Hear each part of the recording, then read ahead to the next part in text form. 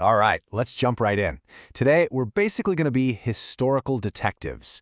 We'll be using a really cool method from William Paley's book, Horæ Paulinæ, to hunt for these tiny, almost hidden clues. Details so subtle, they're like a secret fingerprint, to see if an ancient letter is the real deal. So, the letter we're putting under the microscope is the second epistle to the Thessalonians, which is attributed to the Apostle Paul. We're going to use Paley's method to search for what he called undesigned coincidences. You know, the kind of subtle details that a forger would almost definitely miss. Okay, so our very first clue is actually hidden inside a puzzle. It's a passage that's so tricky to understand, it has honestly stumped people for centuries. Paul drops this really cryptic warning about a man of sin, but he gives you almost zero context, like, who is this guy? What is this falling away? If you're reading this from the first time, the warning is so vague it's practically useless. And that, right there, that's the clue. This really gets to the core of it. I mean, as Paley points out, people write things because they want to be understood, right? So if a passage seems like it was meant to be obscure, that obscurity itself becomes a massive clue. It makes you ask, what was the author assuming his audience already knew?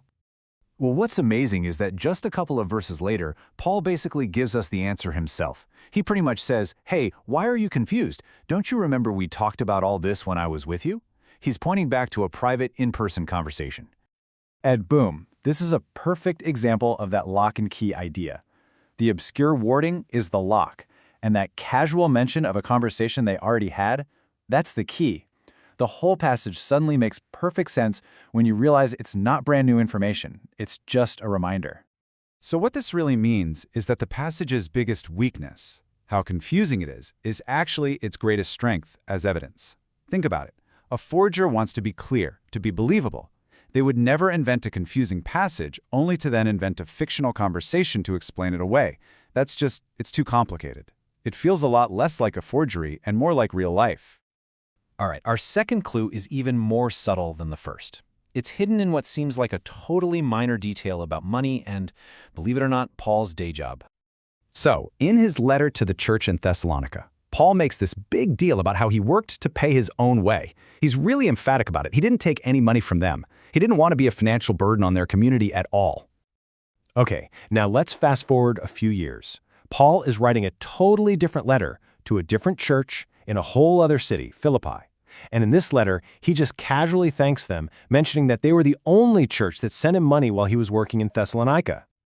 And right here, the two accounts just lock together perfectly. It's amazing.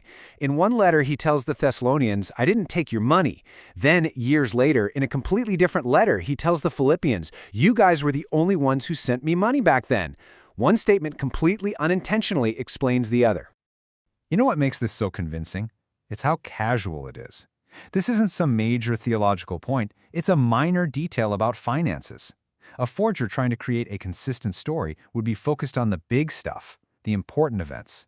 They're not going to waste time creating this subtle cross-reference note about who paid the bills. It just feels less like a careful fabrication and more like a real memory. Now for our final clue. Here, we're going to see how this second letter to the Thessalonians seems to be a direct and really necessary follow-up to a problem that was actually created by the first letter Paul sent them.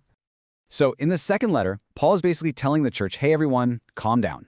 He's urging them not to panic, not to be disturbed by any message, and he specifically says, not by a letter as from us, that suggests the end of the world is, happening right now.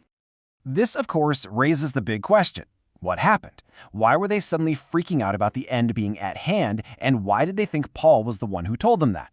Well, Paley suggests that to find the source of the confusion, we just need to look back at Paul's first letter. And here it is. This is almost certainly the culprit. In his first letter, Paul uses this phrase, we which are alive and remain. Now you can totally see how his readers might take that literally, that Paul was promising them that they would all still be alive for the final event. And if that's true, it must be happening really, really soon. So what you have here is just a really clear, natural flow of conversation. The first letter, with its slightly ambiguous phrasing, accidentally creates a panic. The second letter gets sent to put out the fire, to clarify the timeline and calm everyone down. It's a classic problem and solution scenario. This kind of back and forth is exactly what you would expect in a real exchange between a community leader and his people. A forger's goal is to create a perfect, authoritative document. It seems highly unlikely they'd write one fake letter with a mistake in it, only so they could write a second fake letter just to fix it. This kind of messy, real-world correction is a powerful sign of authenticity. So, we followed all these different threads of evidence. What's the big takeaway? What does all this historical detective work really tell us when we put it all together? We haven't just looked at one isolated clue. What we have is a series of distinct, really subtle coincidences, and each one is independent of the others, but they all point in the exact same direction. It's the cumulative weight of all this evidence that's so powerful. And this right here gets to the absolute heart of Paley's method. The proof isn't one big, obvious, flashy piece of evidence. It's this whole collection of quiet, interlocking details, the very definition of undesigned coincidences. The whole argument is that these little threads of truth are just too fine and too interwoven for any forger to have possibly created them. And that really just leaves us with a final thought to chew on. If an author's account is this reliable in all these small, casual, and verifiable details, what does that imply about the larger, more significant claims that they're making? That's the question these hidden clues are really asking us to consider.